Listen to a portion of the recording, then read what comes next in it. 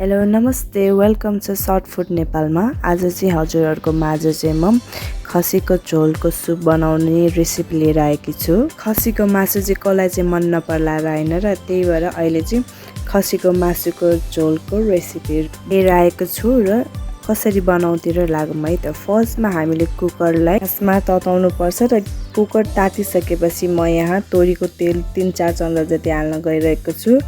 तोरीको तेलमा बनायो भने खसीको मासु चाहिँ एकदमै टेस्टी हुन्छ। त्यही भएर म चाहिँ तोरीको तेल तातिसकेपछि लङ सुक्मेर र चिनी राख्नुपर्ने हुन्छ र यसलाई पनि एकछिन मजाले फुट्नुपर्ने हुन्छ र सँगै मैले सुकेको रातो खुर्सानी दुईटालाई पनि एड गर्दैछु।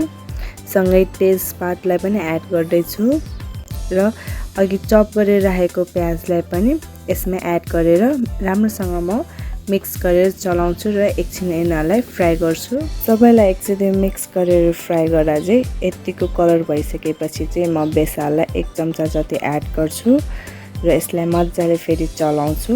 मजाले एकछिन चाहिँ ग्यासमा फुट्नुपर्ने हुन्छ र यो फुट्दै गर्दा चाहिँ मैले चाहिँ यता 1 केजी खसीको मटन रेडी गरेको छु र यतिको कलर भइसकेपछि चाहिँ म मटनलाई चाहिँ यसमा एड गर्छु। एड गरिसकेपछि यसलाई बेला बेलामा चाहिँ मजाले चलाउँदै गर्नुपर्ने हुन्छ र यसरी मिक्स गर्नुपर्छ। चलाउँदै मिक्स गर्दै गर्नुपर्ने हुन्छ र मजाले फुट्दै गर्ने र खसीको मासु पनि पाक्दै गर्छ। खसीको मासु फुट्दै गर्दा त्यसबाट पानी आएको छ भने पानी नसुकुन्जेल यसलाई फुट्नुपर्ने हुन्छ। मासुमा चाहिँ खासै पानी आएको छैन र मटन पकाउँदा चाहिँ हामीले सकभर राम्रोसँग फुट्यो भने चाहिँ मासुको टेस्ट चाहिँ एकदम राम्रो हुन्छ, एकदम टेस्टी हुन्छ। त्यही भएर यसलाई मजाले फुटिराख्नुपर्ने हुन्छ र फुट्ने बेला टाइम टु टाइम चलाउँदै पनि गर्नुपर्ने हुन्छ। टन यतिको फुटिसकेपछि चाहिँ म स्वादअनुसारको नुन र अदुवा लसुनको पेस्ट चाहिँ 3-4 चम्चा जति एड गरेर चाहिँ यसलाई मजाले मिक्स गरेर यिनीहरू सबै सामानलाई फेरि फुट्नेछौँ। यतिको अदुवा लसुन पिसिसकेपछि र यतिको मासु भइसकेपछि चाहिँ म यसमा धनिया र जिराको तुलो एड गर्दैछु भने सँगसँगै आधी चम्चा जति बेसार र आधी चम्चा जति चाहिँ खुर्सानीलाई एड गरेर फेरि यसमा मजाले चलाएर पकाउन गइरहेको छु। मजाले मिक्स गरेर एकछिन फुट्ने फेरि यसलाई पनि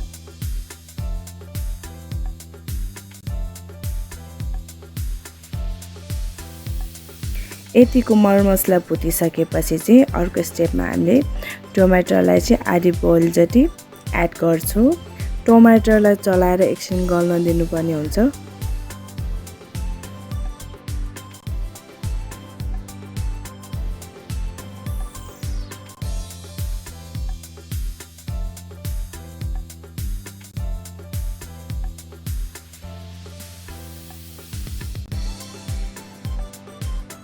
अब टमाटर गलिसकेको छ र यसमा मैले 2 कप जति पानी एड गर्न गइरहेको छु।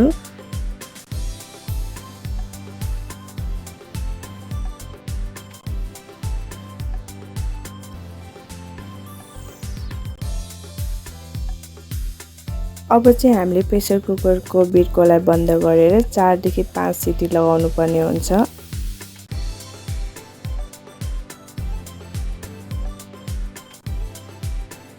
यो चाहिँ 6 सिटी लागिसकेपछि चाहिँ प्रेसर कुकरको बिर्को खोल्न गइरहेको छु।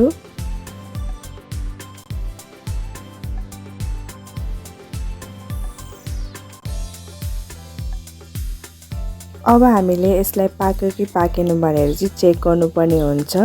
यदि पाकेन भने चाहिँ फेरि 2-3 सिटी लगाएर पकाउनु पर्ने हुन्छ। तर यो चाहिँ पाकिसकेको छ। केको भएको हुनाले माथिबाट धनियालाई पनि राख्दैछु र धनिया राखेपछि मजाले मिक्स गर्नेछु। अब चाहिँ यो मासुको झोल खान योग्य भइसकेको छ र तपाईहरुलाई चाहिँ कतिको मनपर्छ, बाक्लो या पातलो। बाक्लो मनपर्छ भने ठिकै छ र पातलो मनपर्छ भने फेरि पानी थपेर खान सक्नुहुनेछ। अब यसरी रेडी भएको मासुलाई चाहिँ हामीले भातसँग या चिउरासँग मजाले खान सक्नेछौँ। यसको टेस्ट चाहिँ एकदमै मिठो हुन्छ र हजुरहरूले पनि घरमा यसरी नै बनाएर खान सक्नुहुन्छ। अहिलेसम्म हेरिदिनु भएकोमा धेरै धेरै धन्यवाद। र मेरो भिडियो मन परेको छ भने लाइक, कमेन्ट र सेयर गर्न चाहिँ नबिर्सिनु होला र च्यानलमा नयाँ हुनुहुन्छ भने सब्स्क्राइब गर्न पनि नबिर्सिनु होला। Thanks for watching. यसरी नै सपोर्ट गर्दै गर्नु होला। Bye by.